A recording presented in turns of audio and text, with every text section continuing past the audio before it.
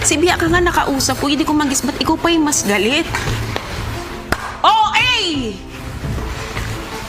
Sorry kung natapakan yung pagka-love team nyo. Marie Chris, you yourself, ayaw mo na pinaparinggan ka, pero yun yung ginagawa mo. Marie Chris, listen to yourself. Kung ano yung ayaw mong gawin sa'yo, wag mong gawin sa iba. Iba ang sinasabi mo, hindi mo nire-respeto ang tao. Yun ang sinabi mo, pero hindi mo ginawa. Alam mo yung respeto, hindi yan ini-impose, Marie Chris. Ini-earn yan. And your age, act your age. You disrespect him. Na, you will never gain my respect. Di ko nga alam ba't kita tinatawag na ate. Hindi nga kita kaano-ano at hindi ka naman karespeto. Sa ginagawa mo, hindi nga dapat just ang pangalan mo. Alam mo, dapat pangalan mo, attention seeker. Sabihin mo nga, sino? Sino? Sige. Name people! Gusto mo Seryoso? talaga? Bakit parang flustered ka?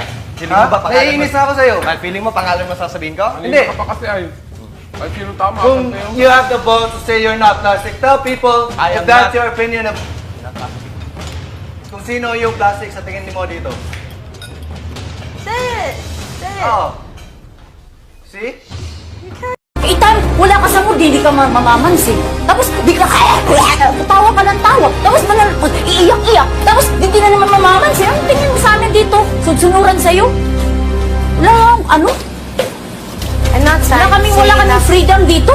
Hindi ko Bigla sinasabi ka na na lang, hindi kailangan mamamansin. ko. Kung Kailangan ayaw ko mo yung ako pansinin, so what? Diba? So what pala eh? I'm just telling you. Sinabihan kita kanina, ano nangyari sa'yo sa convention mo? Ba't ang tagal mo? Sabi mo, ganun ka.